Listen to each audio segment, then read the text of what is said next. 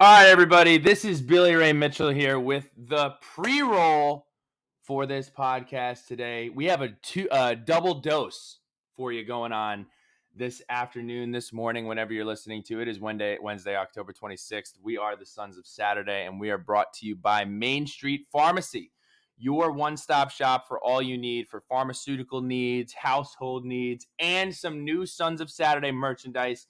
We have paired up with Knitlow to do our Center Street Athletics t-shirts. You're going to be able to get those at Main Street Pharmacy, I believe, by next week on Monday. So that will be by the first week of November. You should be able to go over down to Main Street Pharmacy and check them out. So head on down and go get them for you.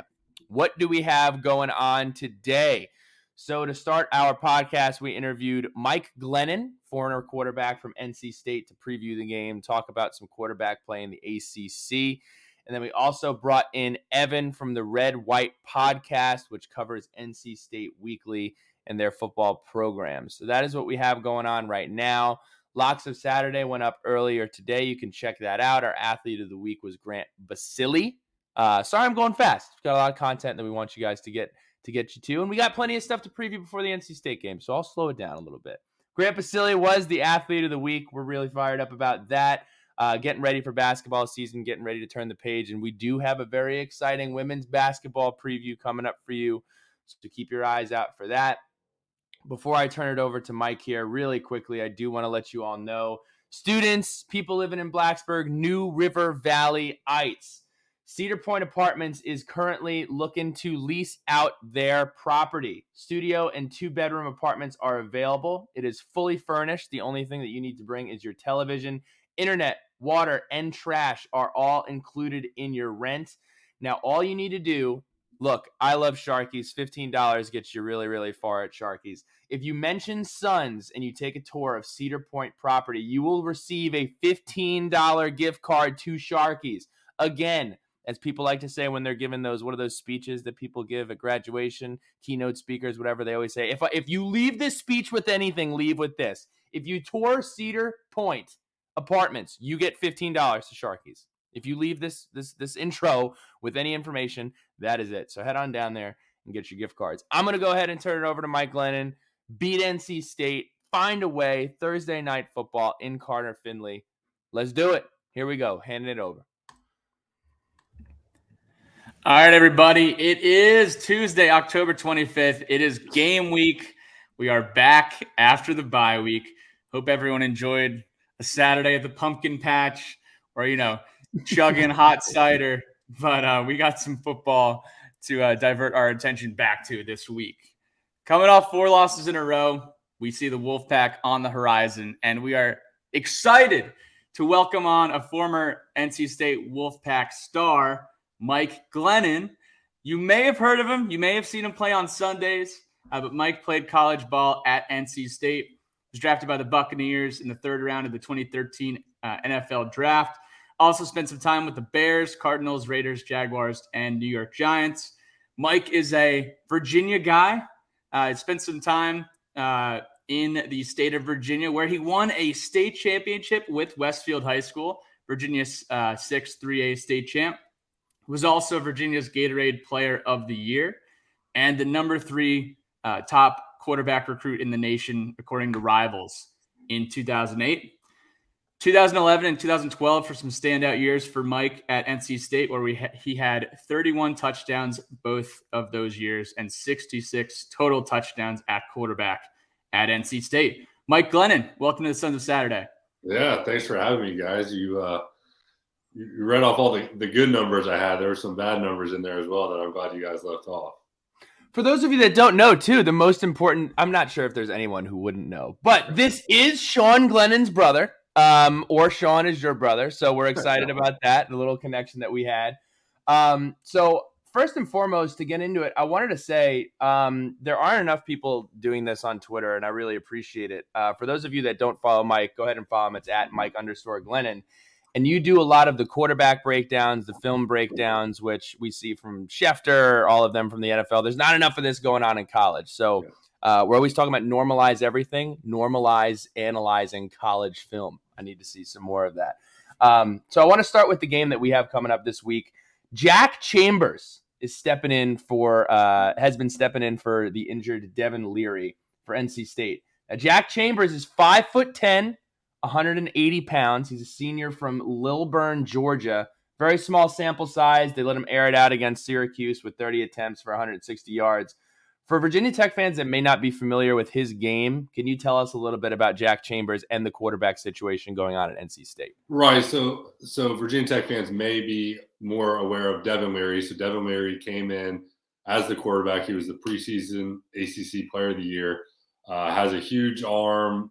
As a guy that can play at the next level. He got hurt against Florida State, and in came Jack Chambers. So Jack Chambers is actually a graduate transfer from Charleston Southern. So he was at Charleston Southern last year and was their conference player of the year. So he's a solid player, but I mean, there's a big difference from Charleston Southern competition to ACC. And I guess in a way, it's similar to Virginia Tech with Grant Wells. You know, you get a grad transfer.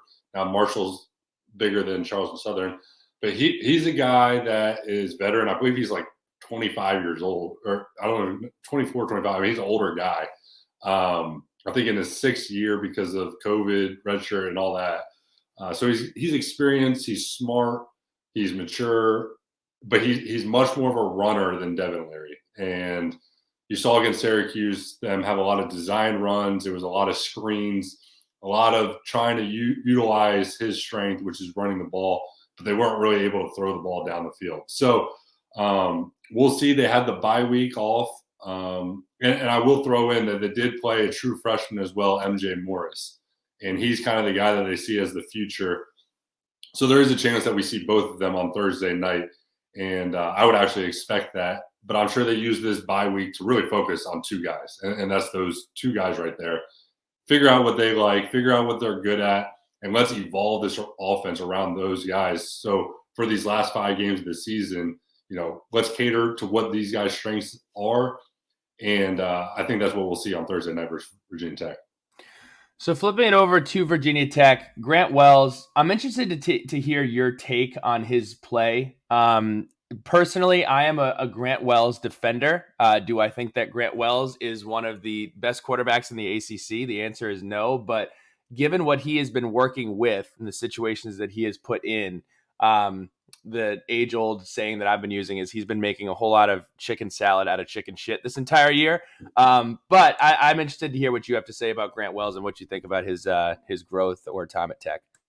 I would put it the same way you put it. Is he in that upper echelon of the ACC? No, he's not. But he's not bad. He's solid.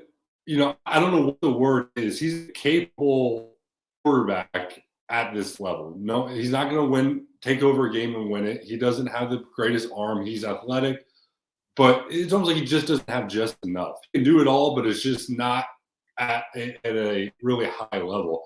But like you said, there's no one around him making plays either. Like he's having to do it all himself. And he misses some throws, but he makes some good ones as well. And he makes plays with his feet.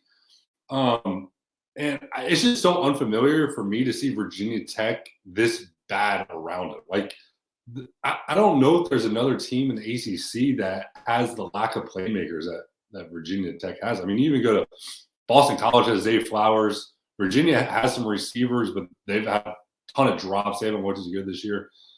Georgia Tech, maybe. I mean, but just around the ACC, the playmakers just aren't there at Virginia Tech. So he's not a quarterback that can take over a game, but if he had better plays around him, I think he would prove to be more serviceable than it is appearing. So I'm there with you. He's not going to be the best quarterback in the ACC, but he's capable of winning games at Virginia Tech. So zooming out a little bit and looking at the entire ACC, we came into this year saying this was the year of the quarterback in the ACC. We had a bunch of quarterbacks with a lot of tenure under their belts. But the first player I want to talk about is actually the youngster who going into the season, Pat and myself, honestly, were like, you know what's going to happen? This guy, Drake May, he's getting all this buzz, and then everyone's going to thrust them into the Heisman conversation. And it's going to last for 4 weeks. Well, that was pretty dumb of both of us to say because Drake May firmly belongs in the Heisman conversation. He's got 24 touchdowns, only 3 turnovers. What do you think makes him so special, and how have you seen him progress even in the short time that he's been starting for North Carolina? Yeah, he's a stud. And I don't feel like there's many weaknesses in his game. He's got an elite arm. He's got very good athleticism. He sees the field well. And the thing that kind of impressed me the most is he has this like innate sense of guys around him, where the open guy is. He feels blitzers coming off the edge where it doesn't even look like he's seeing them.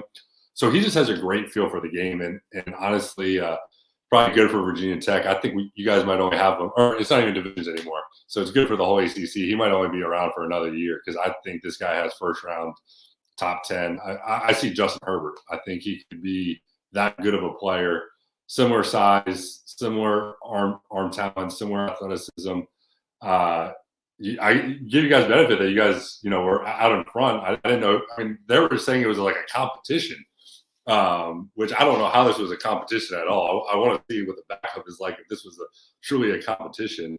Maybe Virginia Tech will be in the market for that backup next year. But yeah, he's awesome. He's so much fun to watch, and it's just the next great one to come to Carolina. Staying in the Carolinas, Sam Hartman. That guy's been starting at Wake since forever, it seems like. He's going to leave as the record holder in essentially every statistic you can imagine for a quarterback. I believe he's 200 or 250 yards away from the all-time yards getter at the quarterback position. What do you think it is about Sam Hartman? I think a lot of people take for granted the amount of time he's been in one system, and we're going to talk about a couple quarterbacks who struggled moving on with different offensive coordinators. But what really impresses you about Sam Hartman in the totality of his career?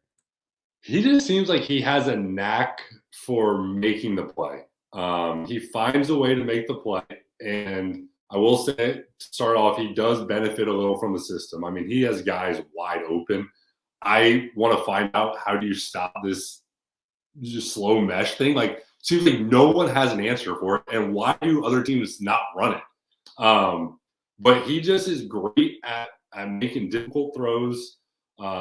Because of that slow mesh, he's always dealing with guys in his face, guys hanging on him, and he's still able to make the throw. So, and I will say, he's also been there for forever. Like you said, I feel like I've been watching this kid play forever. So he's been in the system for so long. The more time you're in a system, the more benefit you're going to have. But he just finds a way to win. It seems like he has that it factor.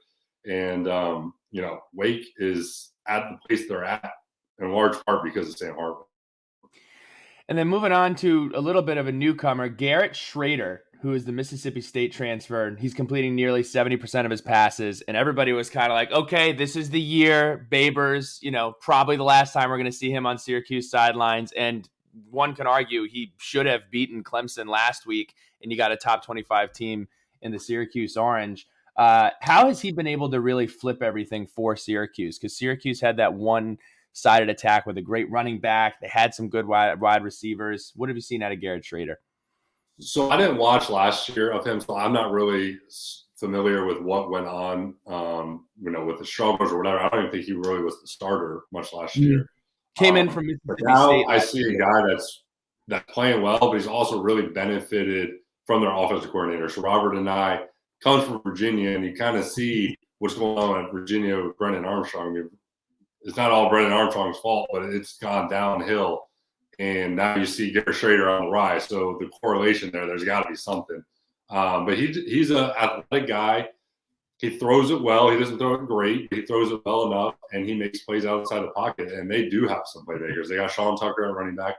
They got a Mario Gadsden at receiver. So he has some guys to work with, and their scheme, he draws up some good plays to create open guys. But Garrett Schrader is a playmaker. He can do it all. As you saw in Clemson, he makes plays with his feet, and he can make the tough throw as well. And he seems like he's got some clutch in him. I mean, he's had some come from behind victories, had some big moments, beat Purdue at the end. Virginia was kind of a back and forth game, pulled that out. So I've been impressed with what he's able to do. And you talk about, there's so much hype about these quarterbacks in the preseason. The guys that were getting all the hype have actually kind of fallen off. It's the guys that were in that middle tier, like Garrett Schrader, like Jordan Travis, Drake May. I mean, I guess you guys were on it, but wasn't really talked about. The guys like Devin Leary, Brendan Armstrong, Tyler Van Dyke, they've not fallen. I guess in DJ Uongale was a guy that was being written off, and for the right reasons. I mean, he completely turned it around. So it's a really deep quarterback group, and I think that might magnify Grant Wells, because he's not a bad player, but when you're going against these guys week in and week out, it just puts a magnifying glass on the situation. So the last one I wanted to ask you about is, and we'll lump these two together, is the regression, like you mentioned, that we saw out of Brennan Armstrong. And I'm also going to throw Tyler Van Dyke in there as well. These are two quarterbacks who going into the season are talented quarterbacks, had a coaching change. How much does it affect the quarterback position to completely have, whether it's a new head coach, whether it's a new offensive coordinator? We know you had multiple offensive coordinators in the NFL. So how much of a learning curve is that? And how do you kind of combat that? It definitely plays a role, but I'm surprised it's played as big of a role, particularly for Brendan Armstrong. Tyler Van Dyke's kind of gotten going the past couple of weeks until he had that injury last week against Duke. But for Brendan Armstrong, it just looked completely different. Like last year, I was so impressed with him. He was doing such a good job going through his reads, playing with anticipation, finding the open guy, accurate, all this stuff. And it's not all on him last year, but it just doesn't seem like it's clicking. And I don't know if it's the offense. They mentioned the culture there. The guys got to buy into the culture and all that. The guys are dropping the ball. I mean, I don't know what drop passes have to do with buying into culture unless you want them on the jug machine like all day. So it does play a role, but I have been surprised at the drop-off that is created because and you talk about the NFL. The NFL is kind of everyone runs a similar system, and college. I do understand. Like Brendan Armstrong's a senior. Are they really going to cater the offense around him when they only got him for 1 year? Tyler Van Dyke's a freshman, so you can kind of go back and forth with, okay, well, Tyler Van Dyke's are going to be our quarterback for the next few years. Maybe we do need to cater around him, or you could say, well, let's just do what Brendan does for one more year, and then we'll kind of switch after that. So I don't know the exact way you handle that situation. But it hasn't been as smooth for either of those guys. So turning our attention over to the Wolfpack, NC State, you think about NC State, you think about quarterbacks and NFL quarterbacks. From the vantage point of Mike Glennon, why is NC State QBU? I don't know. It's I'm proud of it. It's a cool thing to be a part of. I don't know the answer because we don't really recruit at a high level like other people. You go down the line of Phillip Rivers. I think he was like a 2-star at Alabama. Russell Wilson was a 2-star out of Richmond. Then it was myself who went there, partly because I didn't think that they had a quarterback, even though Russell was only a year ahead of me. I went there because they ran a pro-style offense. Jacoby Brissett transfers in from Florida after he was benched for Jeff Driscoll, who also is an NFL quarterback, but obviously you can argue that Jacoby's a better one. Ryan Finley transfers in from Boise State, and then Devin Leary was recruited out of New Jersey.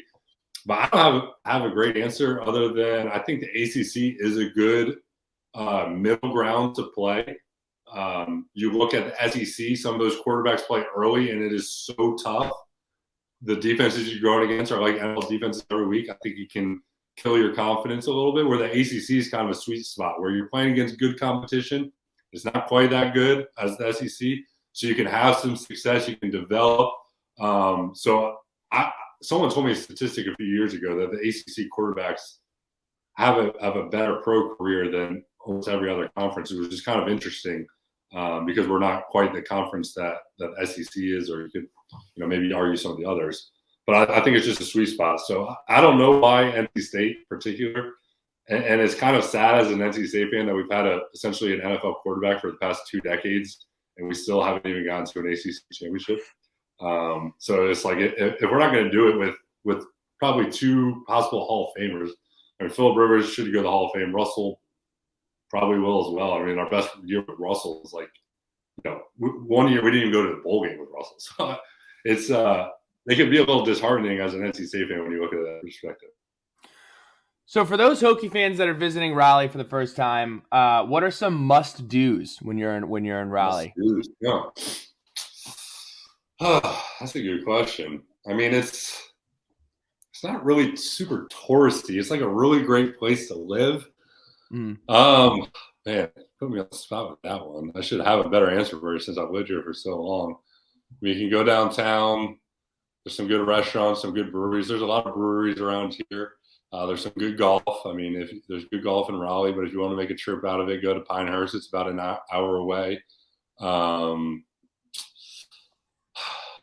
giving bad answers here. I don't know. You go to the Angus Barn is a kind of a staple restaurant. But really, why should someone move? How about why should somebody move to Raleigh? There's a better one. We got a lot of people here looking for homes. There is a lot of people. I mean, there's a lot of people coming from Northern Virginia down here.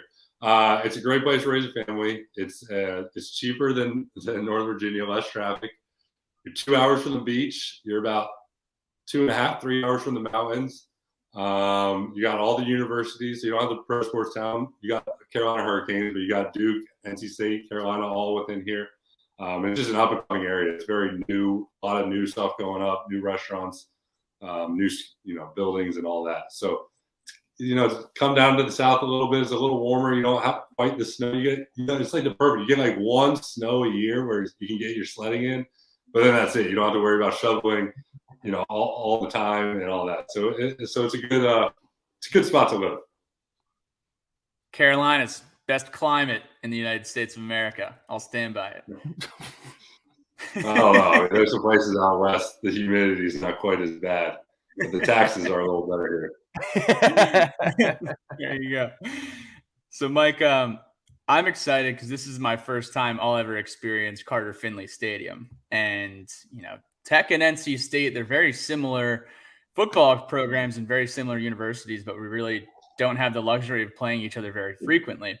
What is the atmosphere like at Carter Finley at night? And on top of that, what were some of your favorite road environments to play in college as a player? Yeah, that's a great question. I do agree that I think Virginia Tech and NC State have very similar fan bases, probably the agriculture side of it, kind of the blue collar aspect of it. And Carter Finley is a great environment. I grew up obviously going to the Virginia Tech games, hearing Enter Sandman, being there on Thursday night games. I'll give Virginia Tech credit. They have NC State beat, but it's close. I mean, Carter Finley, a little smaller. It's a little, it's got more of a bowl to it, but it's going to be a really good environment.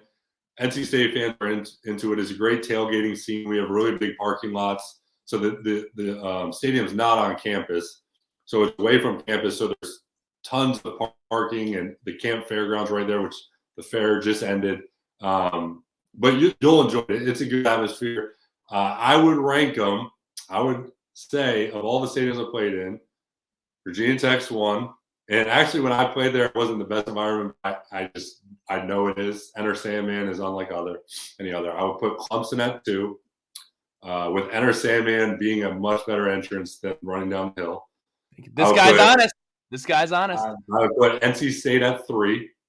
Carter Finley is a underrated environment where people within the ACC, I have so many teammates that I played with in the NFL that would come up to me and be like, man, your stadium is great. Like, I wasn't expecting that.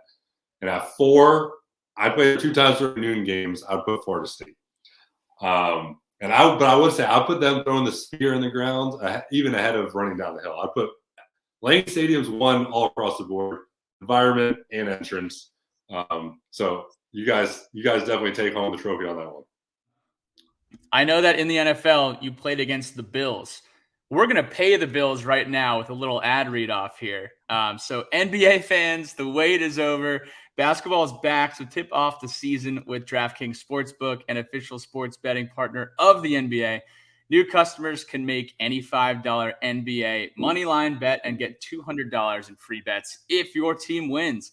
Check this out. In addition to the usual bets, everyone can boost their winnings up to 100% with DraftKings stepped up same-game parlays. Go to the DraftKings Sportsbook app, opt in, and place a stepped-up same-game parlay today. With payouts bigger than ever, DraftKings Sportsbook is where I go to bet on the NBA. I've already talked about this ad nauseum. The Charlotte Hornets, somehow they won over the weekend. I know that program is in the dumpster right now, but I will be checking out the lines over the next week for the Charlotte Hornets. Download the DraftKings Sportsbook app right now. Use promo code SOS. Any $5 bet this week gets you $200 in free bets if your team wins. Only at DraftKings Sportsbook with SOS promo code. Minimum age and eligibility restrictions apply. See the show notes for details. All right, so in the spirit of score predictions and gambling, Mike, we got a couple over-unders for you. All right. Now I know it's not legal in the state of North Carolina yet, so we might have to table these, or you'll have to put a text into Sean and he'll make the bets for you up in Virginia. But, so we got NC State sacks 3.5 over or under. What's the NC State defensive line looking like against our Virginia Tech front? I'm going to go under. NC State's done a really good job of pressuring the quarterback, but they don't have a lot of sacks on the season. I don't know what that full number is, but I would expect it to be under 3.5. That's a lot. Virginia Tech's offensive line that bad? We had a rough afternoon against Miami. I think they sacked us 6 times. Okay. But the pass pro has been very, very much Jekyll and Hyde. I think like prior to the Miami game, it was like maybe 1-2 sacks a game, and then we just imploded. So we'll see. The next one, total points scored for Virginia Tech, 16.5. Over or under? We'll go under again. NC State's got a really good defense, and what they've done in the past is they've tried to slow the game down and run the ball on offense and kind of just let the defense win it. So I think it could be relatively quick game with the number of snaps, and I think NC State's defense is going to hold them under that. Was 16.5, you said? 16.5, yep. It's not fun betting unders, but. Well, we got one more for you. Malachi Thomas, running back for Virginia Tech, all-purpose yards, 90. Over or under? Under again. NC State's got a really good run defense, so I think it's going to be hard for them to run the ball. So boring. Not going to be fun to watch, but you can kind of hedge your happiness as a Hokie fan, I guess. So all of that said, heading over to ESPN, ESPN gives the Hokies a 9.5% chance to win a Carter Finley on Thursday night. The Hokies are 13.5-point underdogs, and the over-under is set at 40 points. Mike, do you have a score prediction for us for this football game? Man, over under 40 points. That's not a good sign for either team's offense. I'm going to go. No, I'm going to go even under it. I'm going to go 24-10. 24-10. NC State, I'm assuming, wins on Thursday night against the Hokies. That would mark 5 losses. Pat, have the Hokies lost 5 games in a row in your lifetime? I don't think so. I don't know. I hope not, and I hope they never do. But I guess we'll find out this week. We will find out on Thursday. To wrap us up here, we got 2 more. We got rapid fire, and then one letter from the lunch pail. Rapid fire questions. Who is your Heisman frontrunner? I go with C.J. Stroud. C.J. Stroud over Hendon Hooker. Why? I think he's a better player, and I think down the stretch, I don't know if Tennessee will keep it going the way that they have. So I think C.J. Stroud is going to not walk away with it, but he'll continue to produce. I think Hendon Hooker might fall off at some point. Who is your best college quarterback of all time? Ooh, best college quarterback of all time. The first person that popped in my head was Tim Tebow. Yep. I mean, he just did it all. Won national championships, could do it all. That's the first person popped in my mind. And what is your favorite football memory at any level? Favorite football memory would probably be my senior year. We beat Florida State at home. It was a Saturday night game. They were number 3 in the country. And I threw a touchdown with about 15 seconds left. And Sean actually stormed the field. So some good pictures, some good memories. And we had a bye the next week. So the night was awesome. We didn't have to get up. And we had a good time. So I think we just put that picture on it. Is that this picture right here? That's it. Yeah. That's an all-timer. We just put that on the gram. Awesome. Can you, two fast food questions for you. Can you power rank Big Burger? So your favorite hamburger from fast food restaurants. We're talking like Five Guys doesn't count. That's not for all. Everybody always gives that answer. Five Guys is not fast food. You go in there, you stand in line. Yeah. Funny you asked that. The other night, it was kind of a long day with the kids, and we're like, you know what? Let's just get a McDonald's. We'll get them Happy Meals. Like, let's just get this night over with. So I'm standing in line and drive-through. I was planning on going somewhere else, but I was like, I'm going to treat myself. I'm going to get myself a Big Mac and a Coke. And I was greatly disappointed. There was like no meat on the thing. So Big Mac would not be up there. So I guess I got to go Whopper. I mean, I haven't had a Whopper in a long time. Yes. But I'll go with the Whopper. Yes, I get so much crap. Burger King makes the best hamburgers. I don't really particularly think that it's very close. I'm happy to. You never go to. Here's what I will say: you never go to McDonald's, and then after you eat it, you're like, "Wow, that was exactly what I should have done." I feel so much better now than I did before. Go ahead, Pat. And then we're moving over to the chicken side of things. Chick-fil-A, Zaxby's, or Popeyes. What are the power rankings? We gotta throw KFC in there too. I'll go Chick-fil-A, Zaxby's, Popeyes, and KFC. But if I'm going for if I'm in the mood for wings, I would go. I mean, obviously Chick-fil-A doesn't have them, but I would go Zaxby's. The big one in like the NFL, people talk because it's not on the East Coast really, is like Cane's, which when I was in Arizona, I had it. Cane's is good. I guess North Carolina's Bojangles. I like it. I'm not as crazy about it as some North Carolina people, but I'll go Chick-fil-A. Just a staple. Wingstop is sneaky too if you're looking for wings too. Wingstop is good for wings. And then our very last question here, Mike, letters from the lunch pail, questions that we get from Twitter. Austin Cowan says, can you ask Mike about if it weren't for Tyrod, would he have gone to Tech like his brother? Also would love to hear about how Mike and Sean perceived the Hokies growing up in Northern Virginia. So I'll answer it backwards. So we moved to Virginia when I was 10 years old. Sean was a freshman in high school. So we didn't really grow up with, the Virginia background. And then by that point, only about 2 years later, Sean was getting recruited by Virginia Tech. So naturally I became a fan, but we didn't really have a school. My parents didn't go to a big university with the sports team. Actually, if anything, we were probably, I wouldn't even say Duke football fans, but my uncle played football at Duke, so we pulled for Duke basketball. For some reason, I was a Michigan fan. So there wasn't really a big allegiance to Virginia Tech, and no, I would not have gone to Virginia Tech even if it weren't for Tyrod. Obviously, Sean had some great success winning ACC championships there and all of that, but the offense didn't suit him as well, and I knew I wanted to go play in a pro-style offense, which the coaching staff at NC State had just come from Boston College and coached Matt Ryan and had a history of putting quarterbacks in the NFL. So if it weren't for Tyrod, I would not have gone there. But I will say, if I was not a football player and didn't have any offers to play football, I think I would have gone to Virginia Tech as a student. Awesome school. I mean, it just seems like a great place to go. So I guess one answer is no. Another answer is, yeah, maybe in another universe, I would have been a Hokie. Awesome. Mike, thank you so much for your time. This is to close us out. Where can people find you, follow you, and find more content from Mike Glennon? Yeah, Mike_Glennon. Thanks for having me, guys. This was a lot of fun. And hopefully maybe see you guys on Thursday. Oh, yeah. Both of you? Yep. I'll be down there. And we'll do this again soon. But again, thank you so much for joining us, and we'll talk soon. Thank you. Yep. See you guys. All right, everybody. It is game day eve. I don't even if it's nighttime, but it's not. I don't know. It's not nighttime, but we're going to call it game day eve. We play NC State tomorrow night at Carter Finley Stadium, 7:30 kick.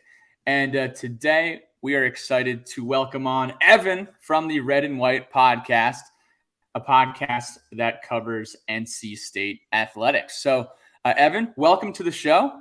Would love to hear just a little bit about the Red and White podcast, how long y'all have been doing it, and anything else that we should learn about you guys. I appreciate it, fellas. Thanks for having me. We've been doing the pod for 6 years, maybe 7 years now. I can't keep track. It just came from a conversation in the tailgate parking lot that, we wanted to talk NC State. We felt like there wasn't enough people, giving it a fair shot. I think State fans and maybe Virginia Tech fans can relate to this, but the ACC media doesn't do us any justice. So, that was how that started. And, we try to give it from a fan's perspective. We're honest. We always give, we're not going to give any BS answers. So that's our angle. Awesome. So real quick, before we dive into the self-scout, I want to talk a little bit about Dave Doran. He's been on the hot seat before. He's been ACC Coach of the Year buzz before. Last few seasons has done well and was on track, in my opinion, to have a great year this year, which was kind of derailed by the injury of starting quarterback. So what is your report card and your outlook and the relationship with NC State fans and Dave Doran right now? Oh, man. So you're starting off with a big question. Then I just, I think a lot of people are happy. The general consensus is they're happy with what he has done to elevate the floor of the program, right? The last few years, we've won 9 games. We've been competitive in most of those seasons, right? We've had chances to win 10 games. We had the one down year, whatever it happens. But I think that's kind of where people are right now. They're happy that he's done well, right? We're winning 8-9 games every year. But the question is, like, why haven't we gotten that 10th win? Or why can't we get over the hump? Or, for whatever reason, it always seems to be something, right? And I think currently, Devin Leary got hurt, but, the bigger problem is the offense wasn't performing with him in there. Right, we're 90th in efficiency and 71st in explosiveness, or maybe I got those backwards. But the point is that they've not been good on offense, and that needs to be corrected. Right, that's one of those things that State fans are like, well, why can't we be more dynamic in offense? Right, we play this type of football that'll get you 9 wins, but will it get you over the hump? We're yet to see it, and I think that's kind of where we're conflicted with. What he's done, and it's not necessarily him, but maybe the offensive philosophy or the offensive coordinator, or whatever they're trying to do. The NC State offense is how he's referred to it in the past. I don't know, man. It's like it's one of those. You're kind of happy, but you kind of feel like you can get a little more out of it. This is supposed to be a special season, right? And we came out and they were winning the first couple games, but they didn't play anybody. And then just offensively, it's just been a grind. And every offensive series felt like it was pulling teeth. And that just shouldn't be how it is when you run a Heisman campaign for your quarterback. Right? It was before the season, they were talking about Devin Leary for Heisman. And you come out and you're playing ball control, slow, methodical, screen pass heavy. Like, I don't know, man. It's just I'm conflicted on where I stand right now. I like what he's done, but at the same time, I wish he would just completely overhaul the offensive philosophy. I mean, it's been holding us back. I'm pretty confident in that. So let's talk a little bit do a little self-scouting here. Our self-scout is brought to you by First and Main. When you get to Blacksburg, first thing you need to do, head on down to First and Main, eat, play, shop, whatever you need to do. They have you covered. And we have you covered here with the previews. So previewing the offensive side of the ball for Virginia Tech. Virginia Tech comes into this game averaging 19.4 points per game and 321 yards per game.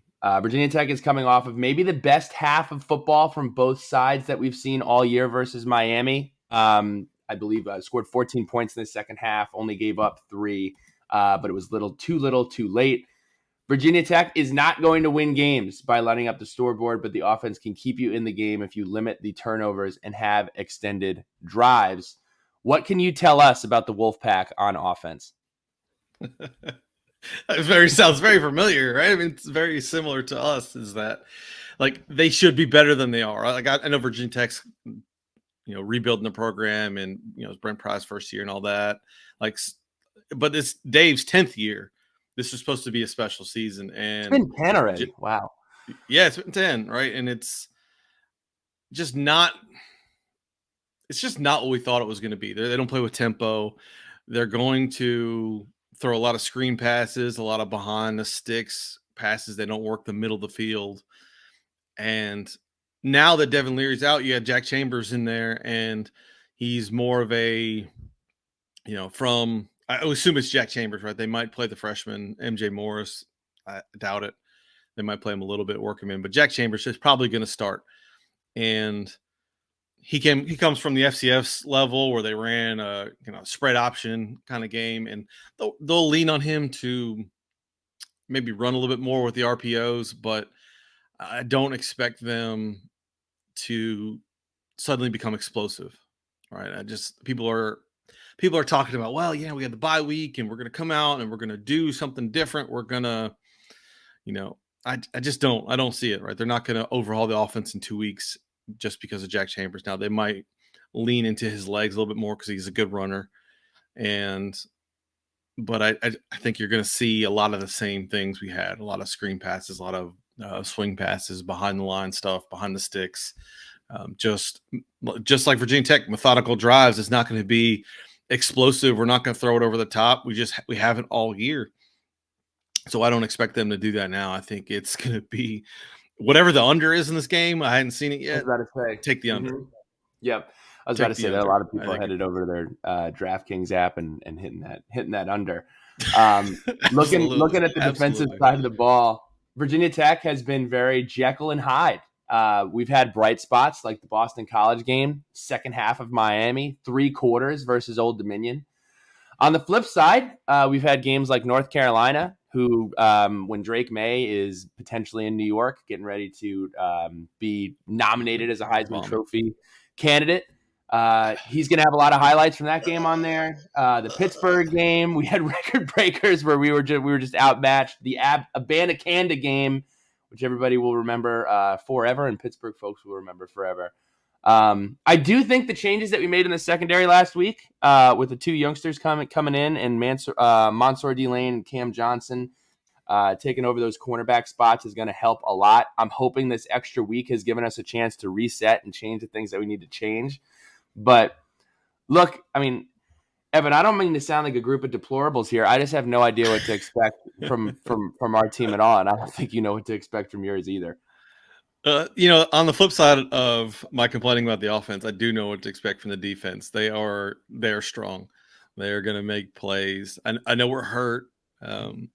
We've had some guys leave the Syracuse game injured, although Dave came out and said, well, we're healthier than we were in the second half of the Syracuse game, for whatever that means. I mean, he's very coy about injuries, but the defense is good, man. Defense has been what's held us together all year. And Dave said it in the second half at halftime of the Syracuse game, and everybody did a double take. He said, well, we're going to have to score on defense. Like, what coach has ever said that at halftime? Like, it's just, that's how much they're leaning into this defense. The defense needs to make plays. They're very good at stopping the run. They're going to make plays in the secondary. They should have had 2 picks versus Clemson. They had a couple opportunities against Syracuse. The defense is there, right? They're strong up front. They're not going to sack you a ton. They're going to get pressure. They're going to bring the linebackers, running a 3-3-5. It's predicated on turnovers, right? Predicated on being disruptive. It's the anti-NC State offense, right? They're going to try to be explosive. They're going to try to make plays, which Dave always talks about complementary football. It's the exact opposite of our offense. So I don't understand exactly what's going on there. But the defense is legit. The defense is going to they're going to continue to cause problems for teams, and they're going to continue to keep us in games. I mean, they're only giving up 16 points a game average in the ACC. Like, they're strong. And I think they're second behind Syracuse. They're ahead of Clemson in total defense. It's the one thing that we've got going for them going right now. Their defense is really, really good. So Billy kind of talked about this, but you guys are doing the things that we're not doing. On the defensive side of the ball, we have not been able to force what seems like any turnovers this year. And, right. As an ACC fan, Evan, Virginia Tech football is known for forcing turnovers and being a threat to score on defense. And we have not been able to do that at all. And a lot of that is due to our pass rush being pretty much non-existent lately. We had a strong start to start the year against Boston College and Lane, and then it's been pretty much downhill. And that Boston College O-line is the closest thing to what I can get in the after the Boston College game. I thought after the Boston College game, I was like, this defense is going to break records. I mean, we're sacking Phil Dracovic 6 or 7 times. We had a pick 6 in the second or third quarter. I was like, man, this defense is looking pretty damn good. Yeah, didn't happen. Also, Evan, we give up if you guys are in a 3rd and long, or if you're in a 4th and short, you're gonna get the first down. Like that's what we've kind of been accustomed to here, is giving up those short yardage 4th down, or 3rd and, I think last week it was like a 3rd and 26, and Tyler Van Dyke threaded it into to Will Mallory for the first down. So we if we could see a turn there, a little bit of resiliency from the defense. I know Mansour Delane being a starter is a big thing for the fan base, at least, and I think that'll translate to the field as well. And then talking special teams, Virginia Tech, for the most part, offensively, we'll say offensively on special teams. So, when it's 4th and whatever and we need to kick, or when it's 4th and whatever and we need to punt, pretty good for the most part. Now, when we are in our punt team on defense has been formidable in the worst possible way. The field position game has not been dominated at all by Virginia Tech special teams unit when we're getting the ball back. So that's definitely something to look out for here. Talking to me about special teams over in Carter Finley. How are you guys doing this year from a kicking aspect, from a punting aspect, anything that, glares off the screen? Well, I want to go back and comment. Your NC State's offense lives in 3rd and long. It's just one of those things we've done all year where we've, thrown short passes behind the sticks, just trying to keep like on schedule, as they say. And what we always tend to do is, all right, 3rd and long, Devin Leary bail us out, right? And it was even last year, it's kind of becoming more evident that they don't have Emeka Emezi, who was our 3rd down guy. They would just throw jump balls to him. We don't have that guy this year, and that's why the offense has struggled. It's a weird offensive philosophy. So if Virginia Tech wants to give us those 3rd and longs, they're going to take them, because that's exactly how our offense works. On the special team side, we have just churned out good punters for whatever that is. The last few years, AJ Cole, Trenton Gill, and the new kid whose name is forgetting me at the moment, McDonough, right? They've just been punting really well. Like, special teams has just been solid all year. I think Todd Goebel has done a fantastic job. Chris Dunn has been finally healthy. 14 extra points, 20 for 20 extra points, 14 for 14 on field goals this year. He's just super reliable. Good and bad, right? They lean into that too much, right? And he kicks a lot of field goals, right? And it's just, again, I'm going to complain about the offense again, because that's just what State fans are doing these days. But the special teams has just been solid all around. Kick coverage has been good. We haven't broken any kick returns, or punt returns, but Thayer Thomas is likely to do that at any chance, right? And Julian Gray has got the speed to do that on the kick returns. So they're there. They're extremely well coached. I think Goebel has done a fantastic job. I don't, and I'm knock on wood, I don't expect them to make make special teams the difference in this game for the worse, right? They're not going to make too many mistakes. They just haven't all year. It's just one of those things that they're just very well coached. So we're going to do this thing called Out to Lunch. We're going to talk about some things that happened in college football over the past week. Out to Lunch is brought to you by our friends at Roots Natural Kitchen in Blacksburg. This week, if you use the code BEATSTATE in the Roots app, you can get 20% off of your order. Head on down to Roots Natural Kitchen, whether it's in Blacksburg, Charlottesville, Richmond, Pittsburgh, Happy Valley, and the Fairfax location opening up next month. Check it out. Okay, so Evan, what we do for Roots Natural Kitchen Out to Lunch is that, who was out to lunch? Who was just totally not knowing what they were doing last week? For me, I'm giving out to lunch to Dino Babers for giving the ball to Sean Tucker only 5 times throughout the entirety of the game yesterday. I think he got 2 carries in the second half. They were up 2 scores in the second half. Dino gives to Sean Tucker, who gets 5 carries, 54 yards, averages 10.8 yards per carry. They're up 2 scores, and he gets the ball twice in the second half. Meanwhile, Garrett We were Schrader all rooting for you. We were like, all what are we rooting doing? for you. Everyone wants Yeah, I just agree with that one, man. It's weird how that game went. I feel like Clemson tried to give Syracuse every chance to win that game, and Syracuse just kept kicking the can down the road, man. That was embarrassing. I think Clemson played into what Sean Tucker's limited production in the second half. They were not going to let him run anymore. They were going to make Garrett Schrader beat you, which he should, because I don't think he's any good. And I don't think he can throw the ball. He can run, whatever, but he's not going to be one of those guys that's going to beat you. That was such a weird game, but I think in the end it ended up how it should be. Syracuse is, to me, still a little bit fraudulent. We're going to talk about look. Oh, this is an easy one.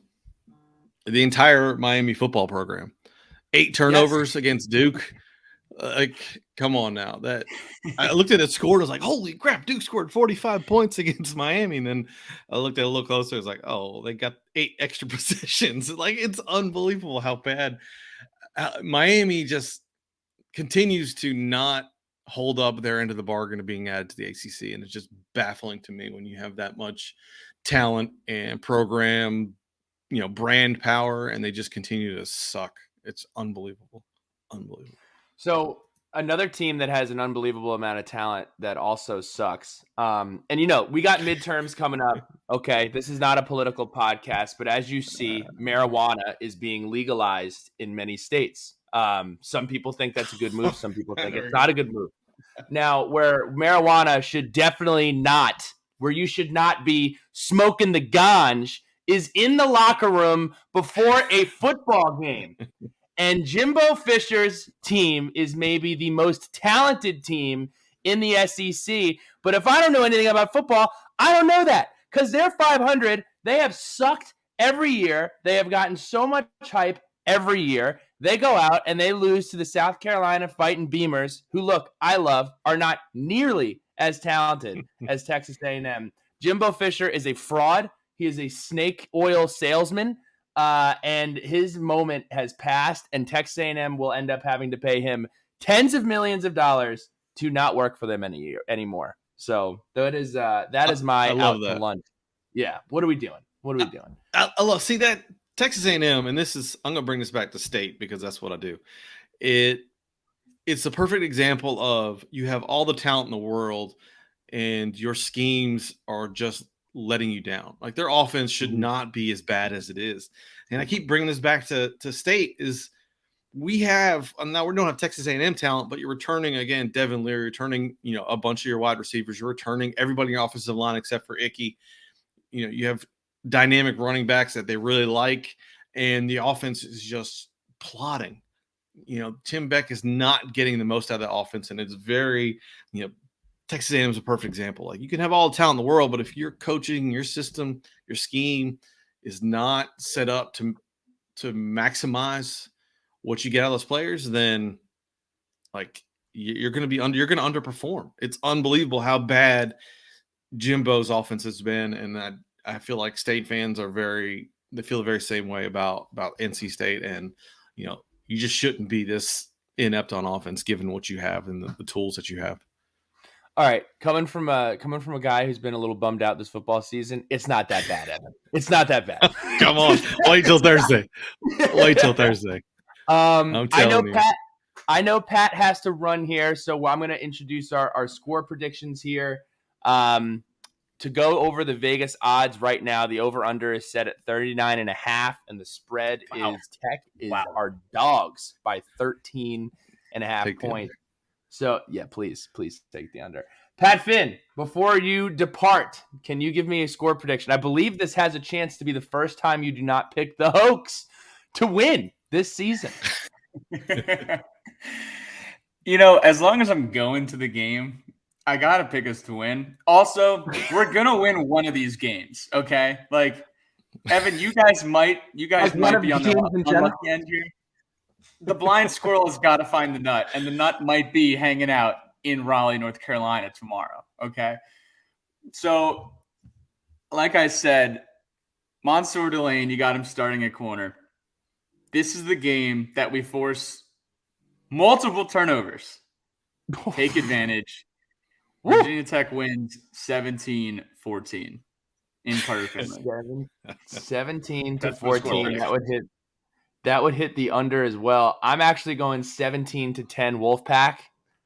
This is probably my first time, and this is my first time in a lot of games not picking us to win. But I'm hoping You can maybe tell, some reverse Evan, osmosis. you can tell what Maybe kind it's of fans we are, Evan. Yeah, Oh, bro, maybe I understand the pain. I do. Trust me, I understand the pain, but I understand the optimism too. I did the same thing every year. I'm like, yeah, there's no reason we can't win this game. I get it. Oh, some yeah. reverse Well, I'm gonna osmosis hop from off, Evan. me. I'm gonna hop off, Evan. We'll coordinate something tomorrow at the tailgate. Sounds good. I'm gonna go So, 24-10. I think State wins. I think it's ugly. It's gonna be a lot of rushing. Again, take the under 37 seems like a no-brainer.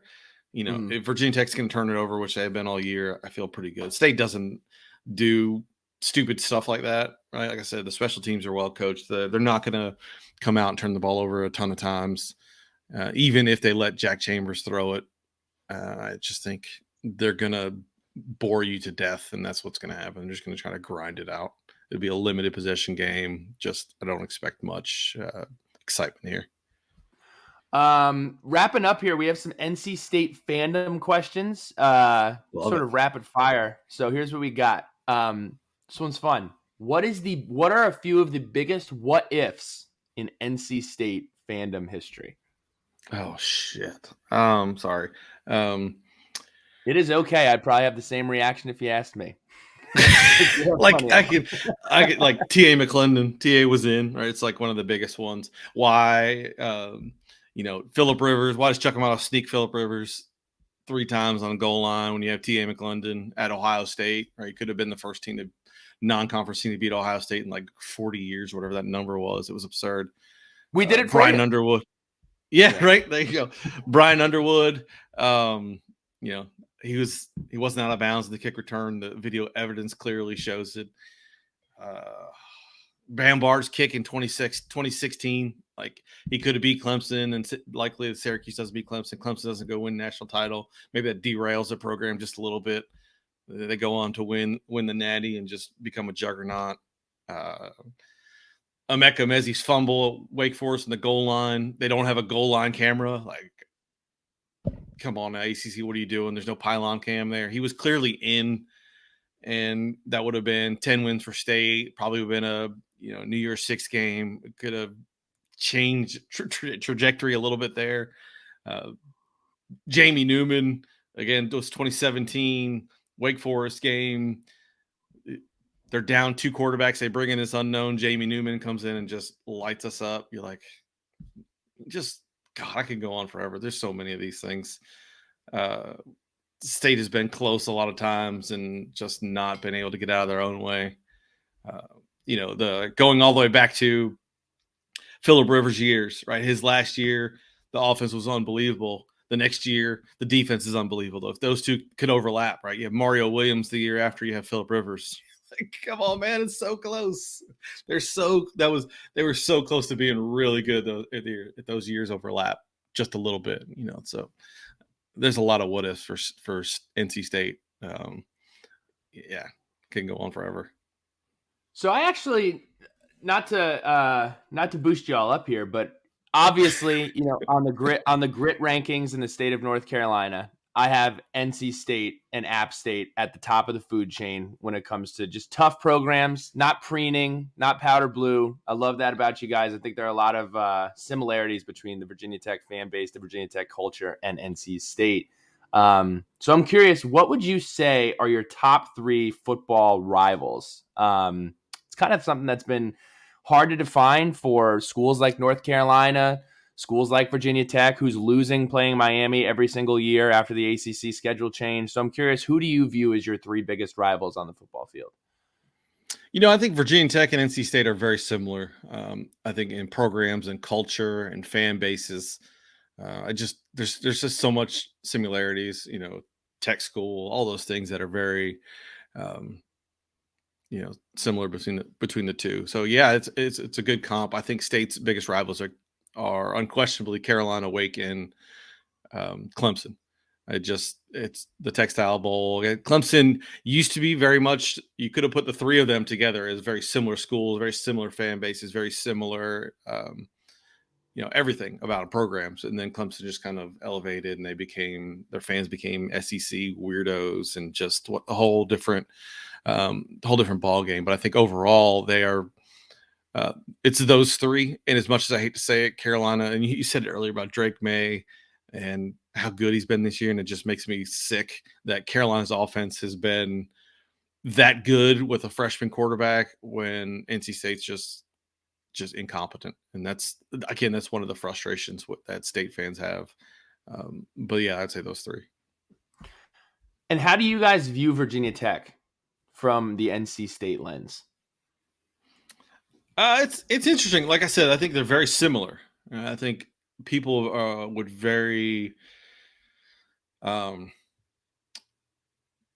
say they're very comparable for all those reasons I mentioned. I think this year everybody knows that they're just not very good. It's kind of a rebuild job. Fuente left them kind of a mess. And so thinking short term, right? I just, I don't think State fans are very scared of this Virginia Tech team. I think from a program as a whole, I feel like they're very, a lot of fans feel like they're similar. They feel like they're very close. VT might have more brand pull because of the Vic years and, Beamer ball. But I think at the same time, its identity is where State is right now. And I hate to say it, hand in the dirt mentality, right? And it's a defensive first mentality. And for both schools, that has to change, right? Because it's just 2022 and that's not how football's played anymore. So I think we're both kind of going through that same struggle. But anytime, I know our fans have ever been to Virginia Tech, the fans have been very hospitable. It's been a, great environment.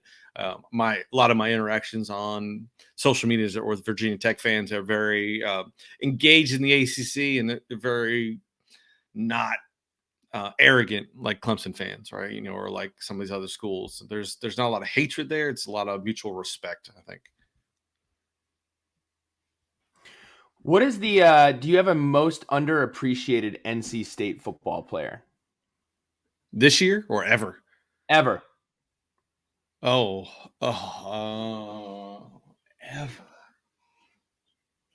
Underappreciated.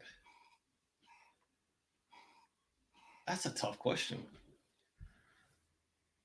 I kind of come back to guys like Jacoby Myers. Like, he was all ACC, and he's actually doing really well in the NFL this year. Yeah. But those years, it was all Kelvin Harmon. Kelvin Harmon got all the attention.